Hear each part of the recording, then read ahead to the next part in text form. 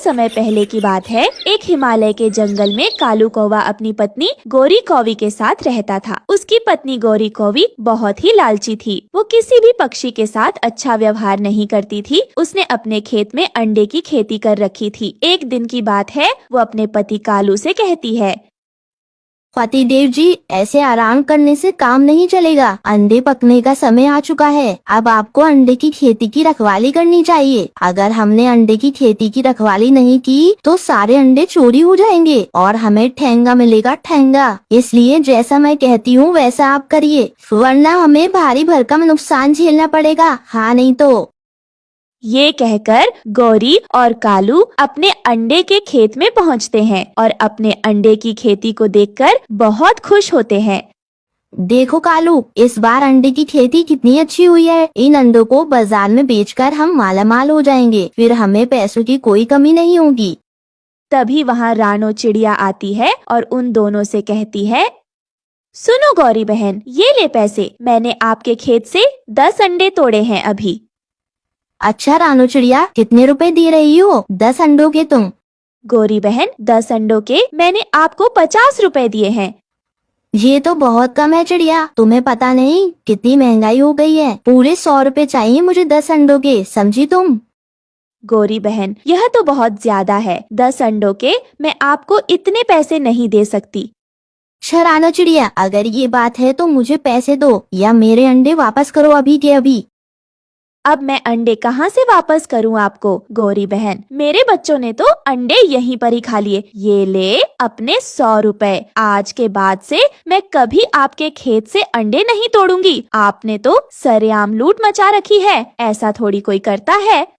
ये कहकर रानो चिड़िया पैसे देकर अपने घर चली गई। हा हा हा, देखा कालू, मैंने रानो चिड़िया को कैसे डराया धमकाया और बेवकूफ बनाकर उससे कितने सारे पैसे हड़प लिए। अब वो चिड़िया कभी बिना पूछे हमारे खेत से अंडे नहीं तोड़ेगी। गोरी, मेरी बात मानो, इतना लालच ठीक नहीं। ऐसा ना हो हमारे खेत के अंडे तुम्हारे लालच की वजह से पेड़ में लगे लगे ही न सड़ जाएं। कालू, तुम चुप करके बैठ जाओ। अगर तुम्हारे भरोसे मैंने ये काम छोड़ दिया ना तो हमारे भूखे मरने की नौबत आ जाएगी। इसलिए जैसा मैं कारोबार करती हूँ ना, तो मुझे करने दो। अब छोड़ो। अरे वो देखो आ गया, मोटी चोंच वाला तोता। देखो मैं उसे कैसे उल्लू बनाकर इससे पैसे ऐंठती हूँ। बस तुम देखते जाओ। तभी हरिया तोता अंडे तोड़ लेता है। फिर गौरी कौवी उससे कहती है, हो हरिया तोता, तुझे दिख नहीं रहा हम दोनों यहीं बैठे हैं और तू हमारे खेत से अंडे तोड़े जा रहा है। हमारी आंखों के सामने दिन दहाड़े तू हमारे खेत से चोरी कर रहा है और तुझे शर्म भी नहीं आ रही है ये सब करते हुए? नहीं नहीं गौरी बहन, ऐसी कोई बात नहीं। मैं चोरी थोड़ी कर रहा था। मैं तो अंडे के पैसे देने आपके घर ही जा रहा था। अच्छा हुआ आप लोग यहीं मिल गए। ये ले गौरी बहन, अंडे के पूरे 50 रुपए। ऐसे कैसे 50 रुपए दे रहे हो? पूरे 5 अंडों के 100 रुपए देने होंगे। तुम्हें पता नहीं है क्या? अंडे बहुत महंगे हो गए हैं, इसलिए अंडे चाहिए तो पूरे पैसे दो।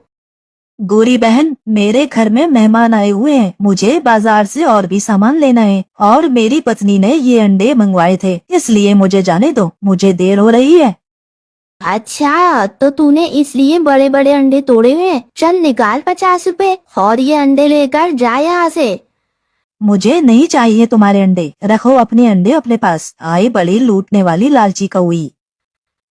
ऐसे कैसे रख लूं? तूने अंडे पेड़ से तोड़े हैं। अगर तू वापस पेड़ पर लगा दे तो मैं वापस रख लेती हूँ ये अंडे। बोल, कर सकता है ऐसा तू? गौरी कौवी की ये बात सुनकर हरिया तोता बेचारा क्या करता। उसे 50 रुपए और गौरी को देने पड़े और वो अंडे लेकर वहाँ से बड़बड़ाता हुआ चला गया और रानो चिड़िया के पास पहुँचा और उसे कालू और गौरी की सारी बात बताई। इन दोनों पति पत्नी ने तो हद ही पार कर रखी है। अकेला अंडे का खेत है ना, इसलिए अपने मन मुताबिक पक्षियों से पैसे वसूलते हैं। क्या हुआ तोते भैया, आप इतने गुस्से में क्यों हैं? क्या बताऊं चिड़िया बहन, उस गोरी कौवी ने तो आज मुझे लूट लिया। 5 अंडों के पूरे 100 रुपए लिए हैं मुझसे।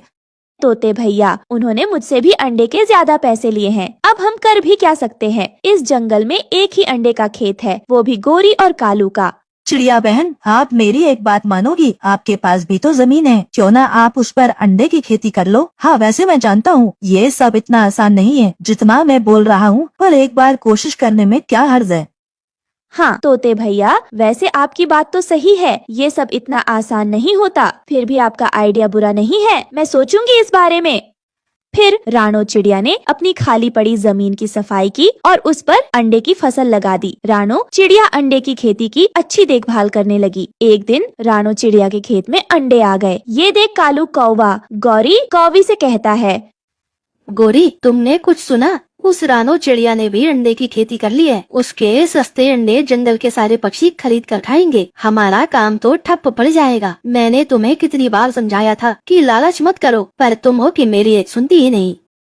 ऐसे कैसे? मैं भी देखती हूँ वो चिड़िया कैसे सस्ते अंडे बेचती है। मेरा नाम भी गौरी है, मैं कैसे उस मामूली चिड़िया से हार मान लूँ? पक्षी अंडे खरीदेंगे तो सिर्फ हमारे खेत से, हाँ नहीं तो।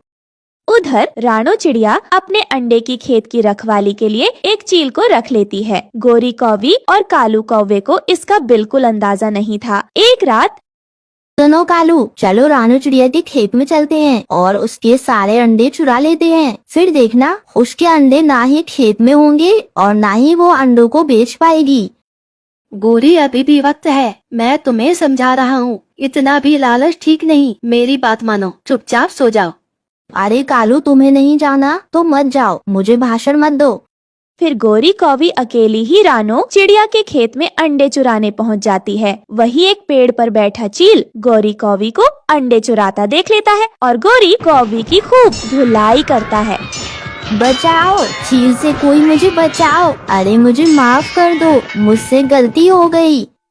बोल कौवी, फिर से चुराएगी अंडे खेत में से? तेरी शिकायत मैंने बहुत सुन रखी है। आज तू मेरे पकड़ में आ गई, मैं तुझे नहीं छोड़ूंगा। आज तेरी हड्डी पसली एक कर दूंगा।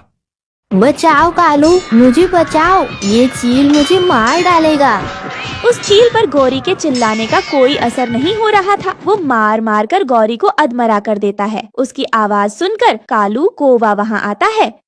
सुन रहे कालू, अपनी पत्नी को उठा और यहाँ से चला जा कहीं दूर, वरना इससे भी ज्यादा मारूंगा तुम दोनों को। हाई बात समझ में आ रही?